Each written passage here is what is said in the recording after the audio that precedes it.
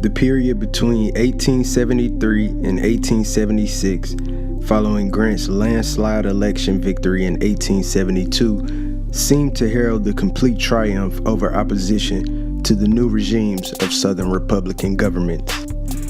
Counter-revolution against Reconstruction had both internal and sectional dimensions.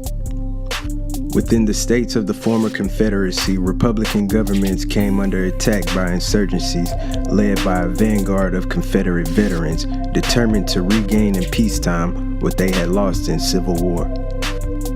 The attempted coup de grace in Louisiana against the state government reopened the issue of how much force could legitimately be used to support the Southern Republicans in power. Factionalism has split local Republicans along lines similar to those that divided the National Republican Party in the 1872 election. In Louisiana, both sides claimed to have won the election for governor and backed their own returning boards to count the vote. Each side claimed victory and inaugurated a state government in New Orleans, which was then the state capital. Congress was uncertain and refused to count Louisiana's electoral votes in the presidential election of 1872.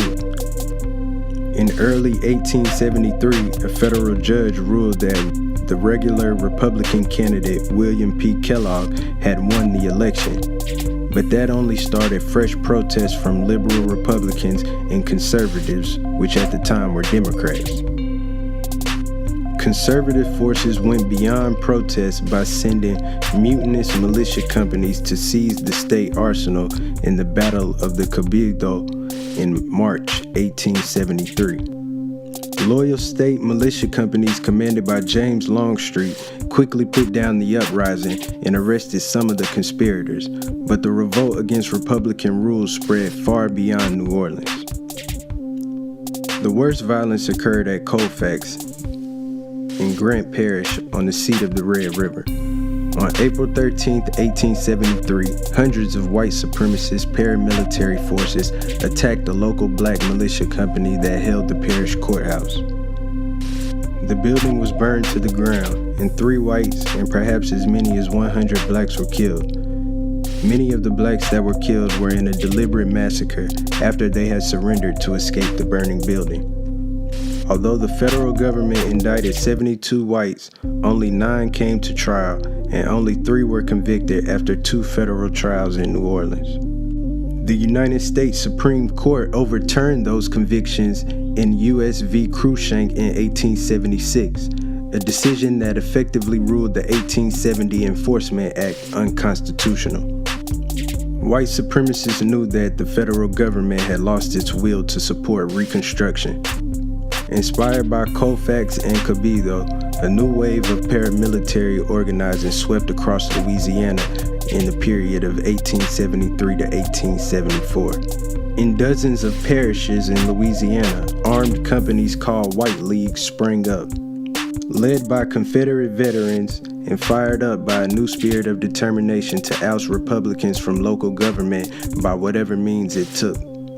In Red River Parish in Louisiana, local White Leaguers murdered 6 Republicans even after they resigned their offices and promised to leave permanently.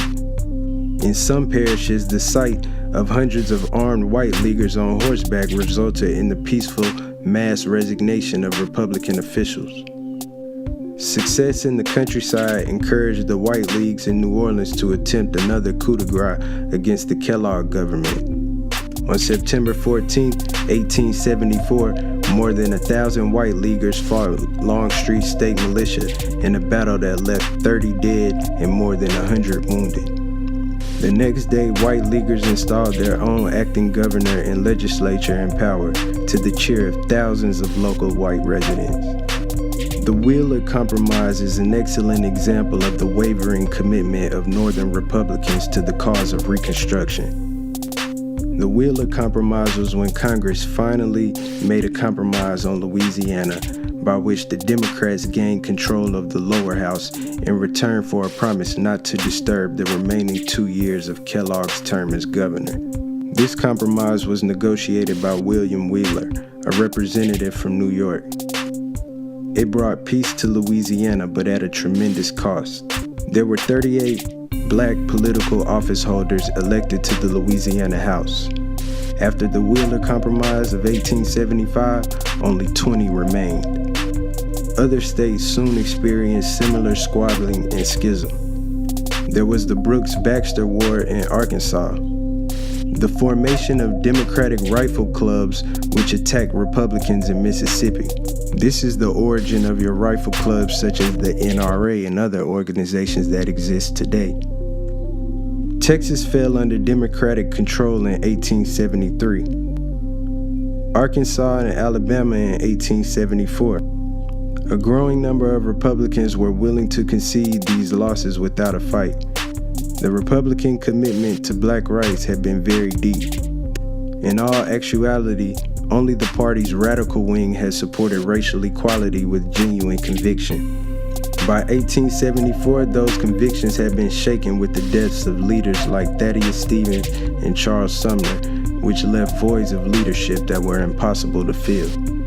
The revolutionary achievements of the Civil War and Reconstruction were supposed to be emancipation, civil equality, Negro suffrage, and black participation in Southern government. But most Northern and Republican actions owed more to anti-Southern sentiment than it did to pro-black motivations.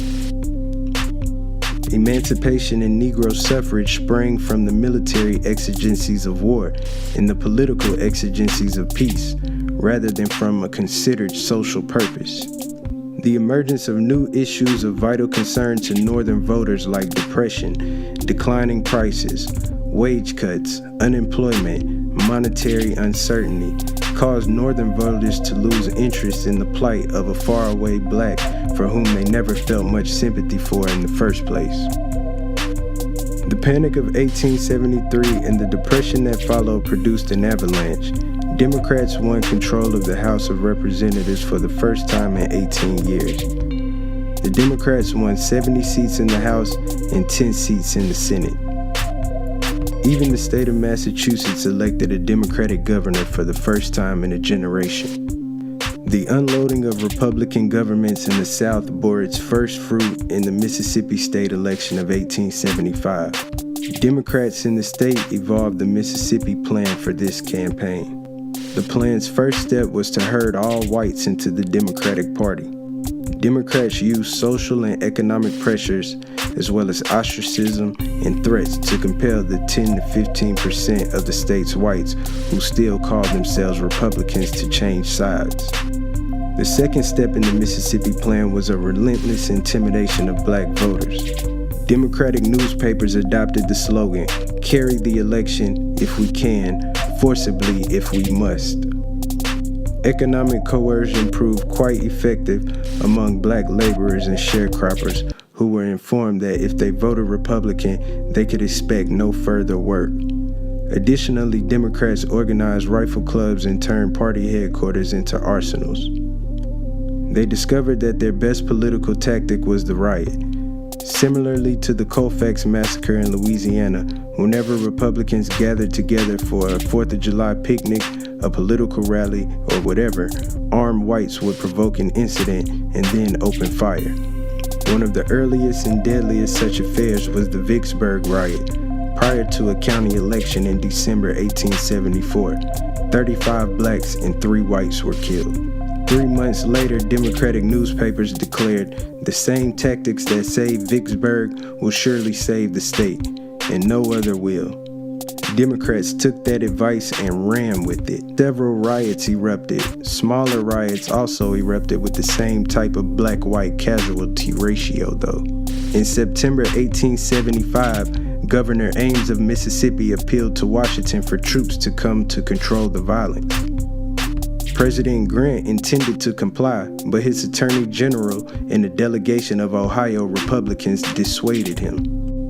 They advised President Grant that the Mississippi Republicans would lose the election even if the troops were sent. They said that the issue of bayonet rule would tip the narrow balance in the forthcoming Ohio elections to the Democrats. With the political consequences of Ohio in mind, President Grant replied to Governor Ames of Mississippi, The whole public are tired out with these annual autumnal outbreaks in the South, and the great majority are now ready to condemn any interference by the government to preserve peace by force in your own state. Let the country see that the citizens of Mississippi, who are largely Republican, have the courage to fight for their right. In the letter penned by the Attorney General, it basically lectured Governor Ames of Mississippi on the reasons for his rejection of his request for federal troops. For his part, Governor Ames did try to organize a loyal state militia, but he was reluctant to use his black troops for fear of provoking an even greater bloodbath, in which blacks would be the main victims. Instead, Governor Ames negotiated an agreement with Democratic leaders, whereby the Democratic leaders promised peace in return for a disbandment of the militia, but the violence continued even after the agreement. The Democrats won the Mississippi elections, and the new white supremacist legislature convened, impeached, and removed the state's black lieutenant governor, and then threatened Governor Ames with the same treatment. Governor Ames decided to resign, and he left the state as part of a compromise in which his opponents dropped their impeachment charges.